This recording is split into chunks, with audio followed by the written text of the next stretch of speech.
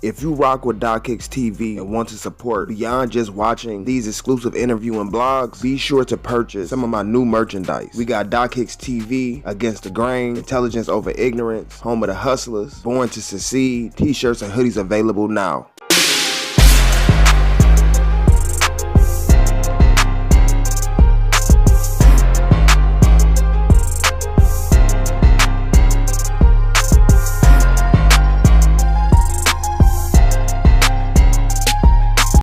Say, for instance, if you were looking back at yourself at 17, 18 when you said you was like fully engulfed in that's your past mindset, because obviously you have grown 1,000 times past that mindset of when you were 17, 18, 19 years old.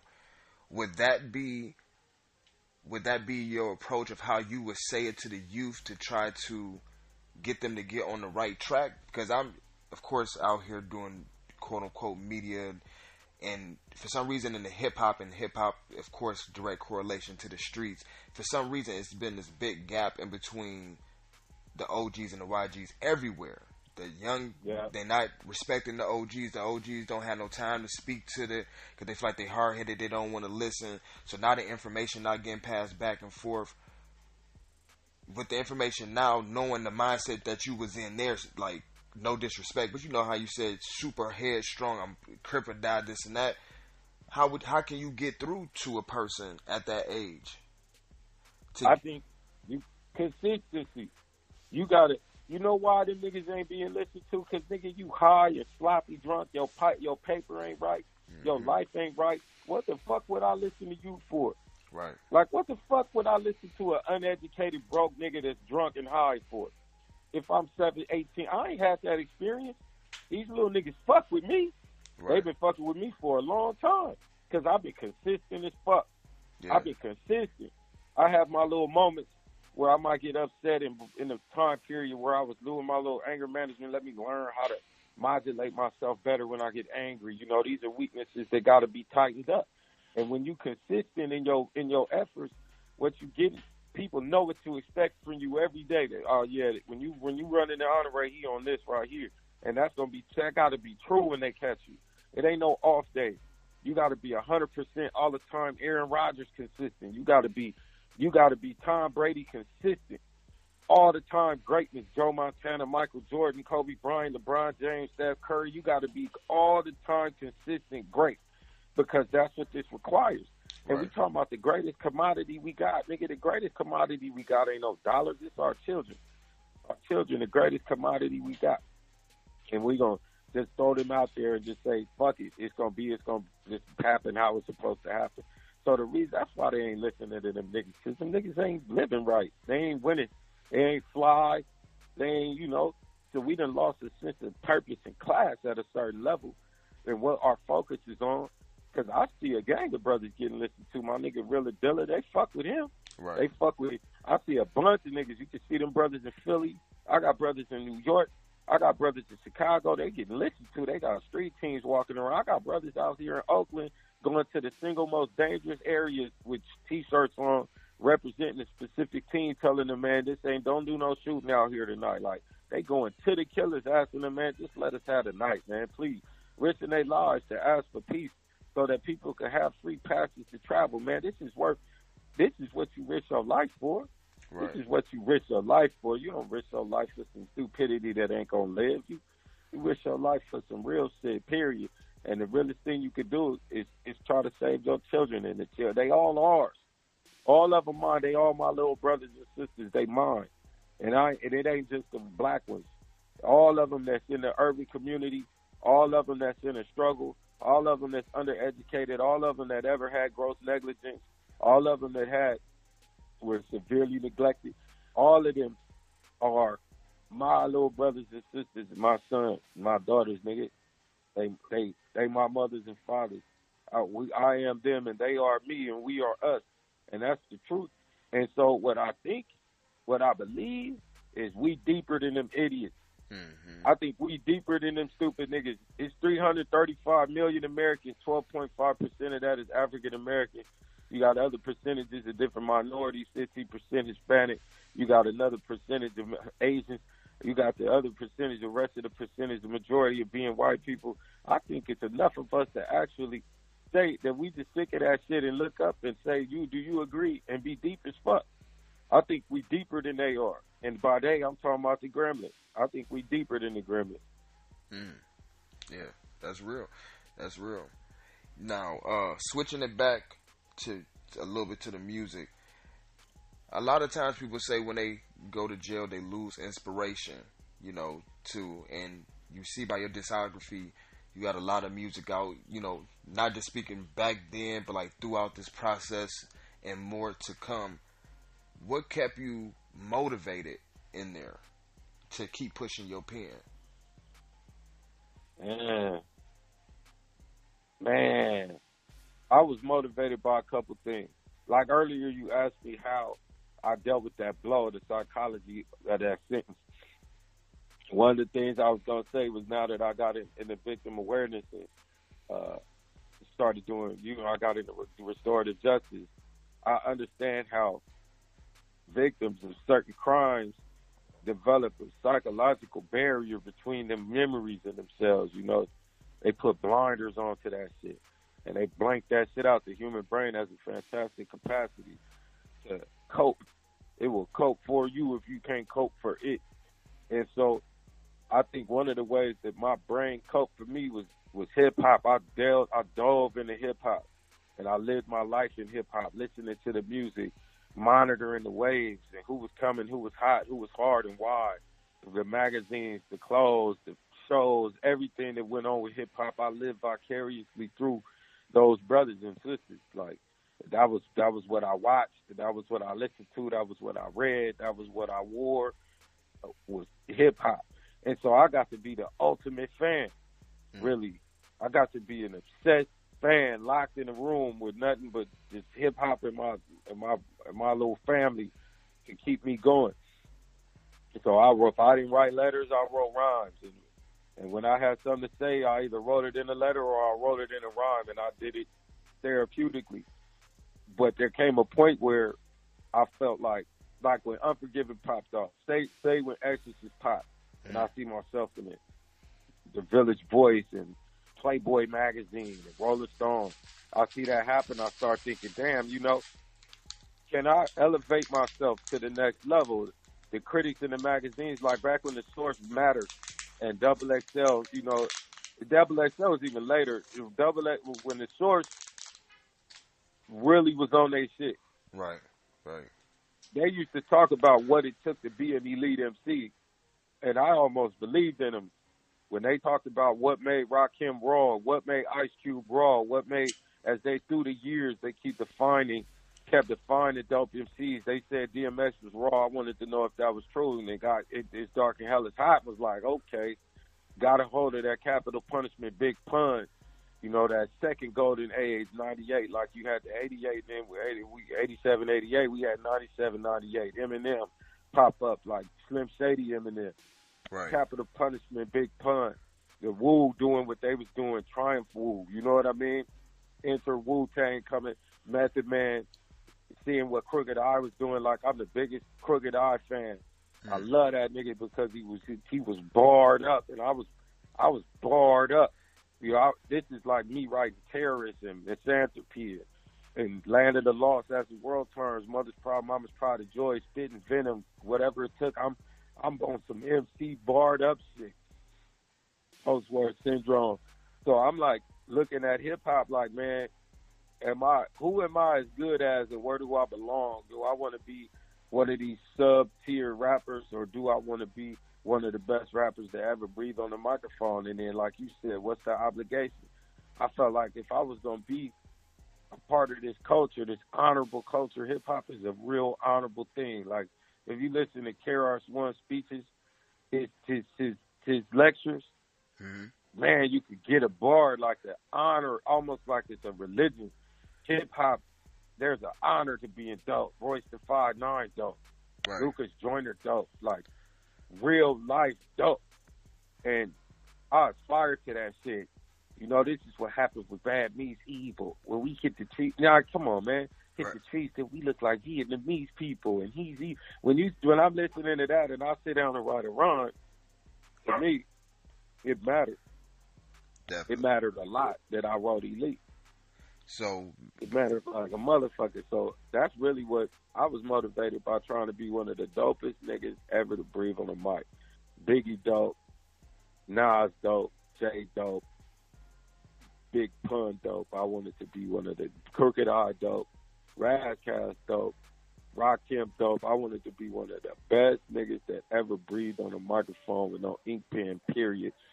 And that's what I was chasing niggas like niggas chase like Aaron Judge chased Babe Ruth. That's how Kobe chased Jordan, how LeBron chased Kobe and Jordan. That's how good I wanted to be. I was studying the tape. I wanted to be the best to ever do it. 5 rings like Brady. This is a question I would like to ask you, and it's on and off the subject, like listening to the list that you were just saying, like over the past maybe 5, 10, possibly plus years. I don't want the people that's going to be in the comment section to eat me up because they be specifically on it.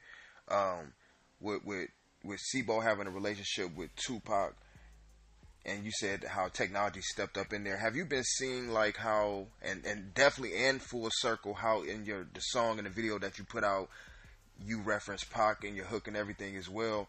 Did you see how, I don't know where it came from, like the industry or the powers that be has been like consistently trying to tarnish this man's legacy? Did you sense that? Oh yeah, I peeped it. Why do you think so? Well, let me put it like this. Let me give it to you like this, bro. Why is it necessary for the United States government to try to make us aware of infidelity that Martin Luther King may have had? What the fuck did they think we needed to know that for? You know, we recorded Dr. Martin Luther King on the phone with other women. He wasn't faithful to Coretta Scott King. What was the point of that? The point of it was to tarnish his legacy so that they could diminish the potency of his message, right? Right. And so the same thing. If you could smut up Malcolm X, and really the brother's name was Al-Haj Malik Shabazz when he died. He didn't even, and that's one of my motivations. Malcolm X died in Mecca, and Al-Haj Malik Shabazz came back from Mecca to the United States and said that what he used to believe in wasn't true no more, and that's what they killed him for. He came home and said racism was demonic. He came home and said the white man wasn't no blue-eyed devil. That's what he came home and said. But they don't talk about that. They talk about Malcolm X, but Malcolm X died saying his name was Al-Haj Malik Shabazz, and that he wasn't Malcolm X no more. But ain't no focus on that, because that's how they tarnish his legacy. If they could keep people focused on the wide-eyed, blue-eyed devil, white man is the devil thing, if they could keep you focused on that, then that's the equivalent of keeping you focused on Martin Luther King's infidelity. And so that's what they did to Tupac. Let me keep you focused on this rape case. Let me keep you focused on did he or didn't he did a little kid get shot? Did he or didn't he? Because the brother elevated to a degree where he was a threat. And by threat, I mean when he advocated education, that was powerful because people listened to it. And so, like you said, why would the kids listen, man? What the fuck did we listen to Pac for? He was a 25-year-old dude. Technically, by the government standards, he's a child. You know, you could keep your quote-unquote child on your insurance until they 26 years old. This nigga was still a child according to the United States government. And so, but here it is from the mouths of babes.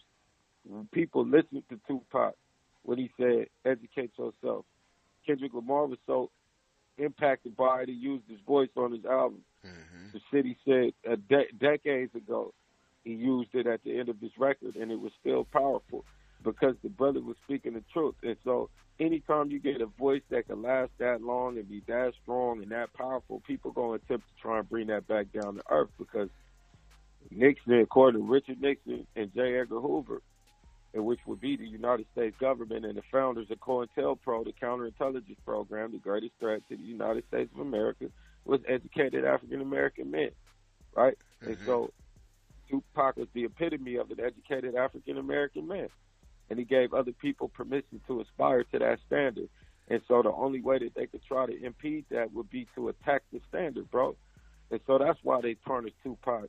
It's one of the reasons why I got tarnished for so long, when people started hearing some of my political views or my socio-political views, that certain aspects of my life came into question. And that was primarily because my message was powerful. If someone was to buy into what I had to say, then that means you need to be neutralized. And the best way to do that is with propaganda. So I've been a victim of some of that too. That's deep. That's deep. Now, as far as Bloc, the Regulator Entertainment, as a company, like, what's the plans now since you back out on the ground, you took off running? I keep an eye on your Instagram, smiles, happy, passion, and everything you're doing. What's the plans for Bloc as far as, like, I understand, of course, to get yourself rolling. Are you planning on ever, like, partnering with anyone, staying independent, signing anyone to the label, or, like, what's the future plans? I'm kind of working out the details. First of all, we are an established S corporation with articles in corporation filed. We current on our taxes, and we got our bank account set up, and we got everything done. We have an attorney, two attorneys. We have an entertainment attorney and a litigator. Both contracts with both of them, doing all our paperwork correctly, copyrights, trademarks, sound exchange, everything the right way through the legal mechanism. And then I got artists and producers that's in the stable. So in terms of, like, my foundation, I got the foundation to build the house on. So then I get my environment. What location do I want? I get a beautiful location. Now I build my studio, put my like top notch equipment inside of my space. I got this secured environment for people to work at.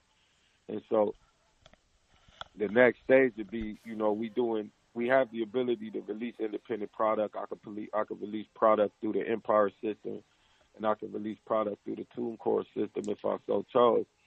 And I also have deals at I got RBC. I got records at RBC, BMG right now, and I got records. I got a record at Selecto Hits through they got to deal with Sony, and so I got options for how I want to put something out. If I just woke up in the morning and said I want a record out, it's coming out, period. And so I don't have to worry about that. But my ultimate goal, bro, I'm gonna be honest, my childhood dream has been to be at Aftermath. That's what I've always wanted to do. I've always viewed myself as Dr. Dre's MC since I was bumping DOC. I always believed that I was Dr. Dre's MC, and I built myself to be worthy of being one of his MCs, because I said, well, what was the standard for that? And so we talk about a nigga that produced DOC, Ice Cube, like real life America Most Wanted, NWA Ice Cube, straight out of Compton Ice Cube, and Eminem, and some of the dopest MCs that ever touch a microphone. And so as far as I'm concerned, that's the quality that I required. The standard I require is that I need to be with Dre at Aftermath, and if I can't do that, then I'm just gonna do me. Either it's Aftermath or I'll just do what I do there. Right, yeah. And when can we expect? Do you have a date for when your next project is gonna come out, or you work? Man, yeah, that's a hell of a question. You know what I did? I was in the lab yesterday, in the big studio yesterday, from 11 to 9 straight, and got 3 or 4 songs done in that period of time, because my engineer, a lot of people that's been touching this record are inspired, man. They can hear it happening.